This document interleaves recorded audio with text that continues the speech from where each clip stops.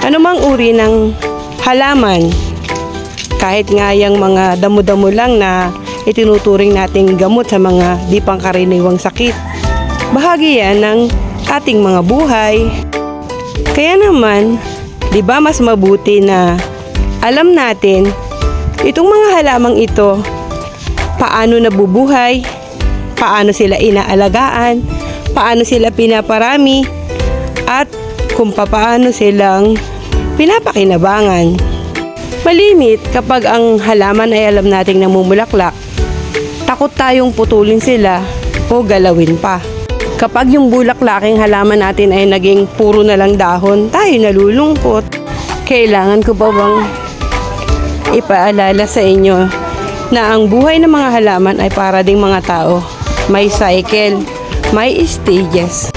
Pero may bahagi ng pagkakapareho. Sila at tayo nangangailangan ng alaga para manatiling malusog. Di ba nga ang kamatis na alam nating alagang-alaga, namumulaklak at magaganda ang mga dahon compared sa pinapabayaan. Kaya sa video pong ito, gusto kong i-shout out lahat ng mga taong nagtatanim kahit na sa munti nilang bakuran at nakakapagpabunga at nagagawa nilang gulay. Kahit pa nga ang itinanim nyo ay simpleng kamote lamang na pagapang-gapang. Be proud kasi swak na swak yan sa iyong kinamatisan. Sariwang-sariwa na, organic pa.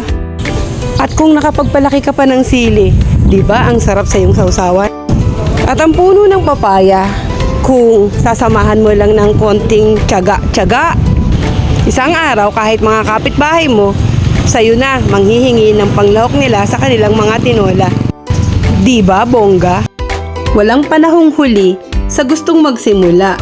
Kaya kung gusto niya nang magtanim, mula man yan sa buto o mula man sa mga sanga-sanga, itanim nyo na para isang araw makakakita na kayo ng mga sumisibol na punla at later magiging puno na at makukuhanan nyo na ng mga masasarap na bunga ng papaya o kung anumang bunga. Kung sa ngayon tinatanaw mo ang mga bunga ng kapitbahay mo, later sila naman ang tatanaw-tanaw sa iyo. Sabi nga, ang kapaligiran napapaganda ng mga halaman. Kaya habang nagtatanim tayo ng ating mga prutas at kulay, magtanim na tayo ng mga namumulaklak na magiging inspirasyon naman sa ating pag-iikot at pamamasyal. Malalagay pa natin dito sa flower base na nasa loob ng ating mga bahay.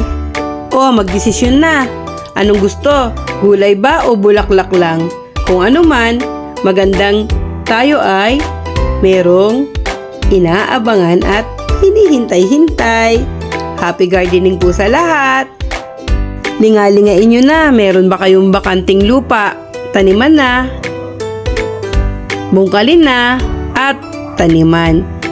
Para magkakameron na rin kayo ng mga inaaning gulay. Basta, kung anong madali sa inyo, siya yung itanim. Kung wala pang bunga, talbusan muna. At kung mamunga na, edi antaying mahinog at putihin na. Baka naman kayo'y kasali sa pamilya ng mga expert at mga genius. Ang naitanim, abay puno ng kawayan.